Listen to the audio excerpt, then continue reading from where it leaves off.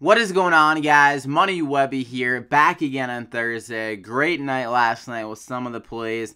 Anthony Davis, he was popular, but he went absolutely off last night. Went for like 78 DraftKings points or whatever, and they pulled him early out of the game too because they got up 20 points with like 3 minutes to go. Could have been 80 plus from him, so an insane game out of AD. Then Damian Lillard as well was balling out on the night game against the Warriors. They actually pulled out the win in that game. It was like KD versus Lillard the whole entire game. Lillard ended up with 60 plus DraftKings points. So with those two studs, if you had Anthony Davis and Damian Lillard, you're already looking pretty good at the top. And then I had Tomas Satoransky, whatever, the point guard for the Wizards. Had a nice game, filled it up. Like I said, he is capable of that. Got 11 points, 9 assists, and 4 rebounds, whatever. Got some blocks as well. Got over 30 DraftKings points, so some nice value there. And then Kyle Kuzma, I was honestly expecting 40-plus DraftKings points out of him. He started off on fire, had like 20 DraftKings points, honestly, and like maybe like 8 minutes in the first half, and he was still going, but only ended up with 33 DraftKings points because he wasn't doing that much. In the second half, they weren't going to him as much, and he was kind of missing some of his shots. But he also got pulled out a little bit earlier because he was, because they were down 20 points, and they are on the back-to-back, so they didn't really want to get him tired for tonight. But those plays were good. I also mentioned JaMychal Green, but I pivoted off him. If you follow me on Twitter, I mentioned that. We weren't going to get word on if he was playing or not. And I kind of gravitated more to John Collins with all the guys on the Hawks being out, Ersan Ilyasova, and all those guys. So I tweeted that out that I was going with John Collins. And he had a good night with 30 DraftKings points. And also Alex Len balled out, got like 38 DraftKings points or whatever at only 4,400. So a great value out of him with Tyson Chandler out. So all of those plays, for the most part, went absolutely off, returned great value there. So if you ran those guys out, you're looking pretty good. And if you were following me on Twitter and caught my lineup, I tweeted out, ended up scoring 339 DraftKings points. A great showing from the lineup. One of the people that actually follow me ran it out himself and got $900 worth of profit. So it was a great night with the lineup. Hope you guys ran that out, or if you ran out some of the plays like Anthony Davis, Lillard, Satoransky, whatever, Alex Len. So, great night last night, a great bounce-back night, and like I said, back here on Thursday, a 2-game slate, very interesting, but some solid games, not like bad games to choose from, so it's definitely capable of making a lineup here tonight. Not much value at the moment, like for the cheap guys, so it's tough to really like kind of pay up for studs with not that much value at the bottom compared to yesterday, especially. So I got my top 5 plays and Dollar Tree play of the day. Drop a like in the video.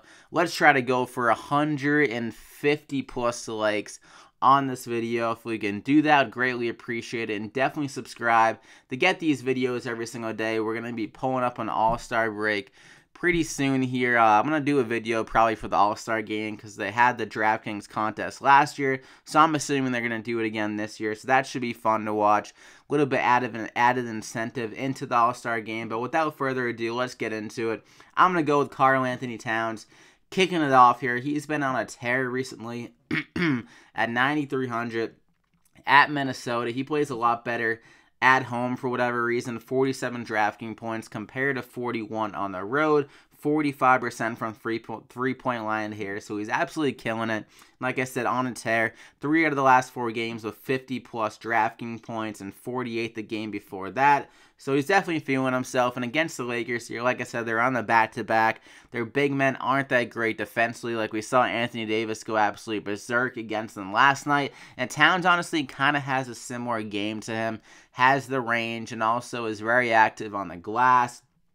Good shot blocker. So at 9,300, not saying he's going to be able to get Anthony Davis numbers here tonight, but at a lower price and a solid matchup, I think he can go for 50-plus DraftKings points and get the value here, especially in Minnesota where you feel is more comfortable. I remember last year he played a lot better at home as well, so he definitely likes playing here. So lock him in, Karl-Anthony Towns. And from the next guy, we're going to go with the ejected boy from last night, Isaiah Thomas.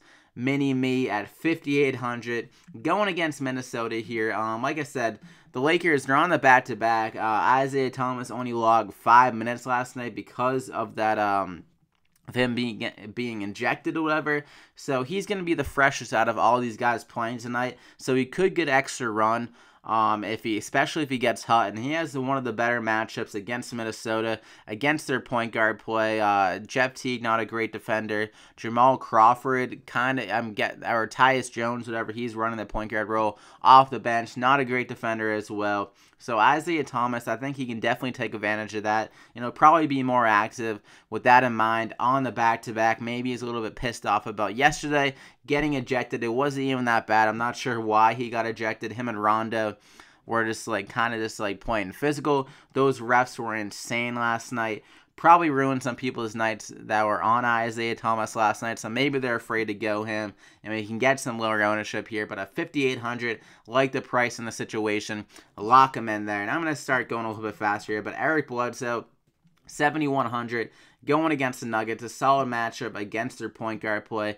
Jamal Murray, an okay defender, not great. And Eric Bledsoe, he's been getting a little bit more run here, 35 minutes or so the last couple of games with their point guard depth not really being there. Dellavedova is out, Brogdon is out, so Bledsoe has really been carrying the load. I think he can have another big game here for Milwaukee with that lack of depth and a solid matchup, like I said. So Bledsoe, I can see 35 plus DraftKings points. Yet again, he's been doing it pretty frequently as of late, like the last, 6 games or 5 games, 35 plus DraftKings points. So the price is definitely solid. Like the matchup, lock him in there. And for my fourth guy, we're going to go back to the Lakers here. Julius Randle at 6,700. He's been filling it up recently since he's been finally getting the steady minutes. Only 31 minutes last night, so not too bad on the back-to-back here. And against Minnesota, I think he can get it done. It's not a bad matchup, not a good matchup, but I just like what he's been doing recently. He's been getting good usage. Like the rebounds have been there. He's been getting some assists. He's capable of honestly getting some more rebounds, especially in this fast-paced game, in a high-scoring game against Minnesota. So at 6,700, think he can show that upside yet again this game. Maybe honestly 40 DraftKings points or so here in this spot, and a little bit of decrease in salary, so I'll take the discount, lock him in there. And for my fifth and final guy, we're going to go with Gary Harris here at 5,900, going against Milwaukee. Milwaukee's been kind of struggling stopping the shooting guards as of late, and Gary Harris is definitely a capable shooting guard, one of the better ones in the league, an up-and-coming guy, and when he gets hot, he is very unstoppable. Like, I watched them live against the Celtics where he went for 40 points. The guy looked absolutely insane in person. He's definitely a great player. And against Milwaukee, like I said, they've been struggling against shooting guards, and he's been struggling himself recently, shooting under 50% the last 3 games, not really hitting that many threes. So I think in this spot, he's going to want to bounce back. He's coming off a tough matchup against Danny Green, so maybe he'll be a little bit more motivated in this game to come out firing against Milwaukee. So at 5,900, another guy with a bit of a discount here. Think he can return some nice value with over 30 DraftKings points. So lock him in there. So that's the top 5. Got Isaiah Thomas, Eric Bledsoe, Julius Randle, Karl Anthony Towns, and Gary Harris. And for my Dollar Tree play of the day, not really a Dollar Tree play of the day to the sense of it, because like I said, there's not many cheap guys on this 2-game slate, but Wilson Chandler at 4,900, he's definitely intriguing. It is kind of a weird situation. This Nuggets coach is very weird with his minutes, but look at the last 2 games. He's gotten 40 minutes and 34 for whatever reason. He's been doing well with the minutes as well. So I think he should be in line for another game where he gets over 30 minutes. He will be matched up against Giannis technically, which isn't a great matchup per se, but just with that minutes, the opportunities is going to be there for him to get the rebounds and just score, just back himself into 10 points or so scoring, because Jokic is such a good passer. Honestly, Wilson Chandler can be in good situations, even in a tough matchup, just by him cutting to the hoop and Jokic finding him. So at 4,900, the opportunity is too good. Maybe more of a GPP play, like I said, because the coach is a little bit volatile with the minutes. You don't know really what you're really going to get. But if we're following the minutes trends as of late, I would expect him to get 30-plus minutes in this matchup, especially if he plays well. So at 4,900, Wilson Chandler, I like him. Lock him in there. And if you want to go a little bit different there, if you want to pivot off that play, I was considering Trey Lyles, who would be the kind of the counterpart to Wilson Chandler. He's a little bit cheaper at 4,400.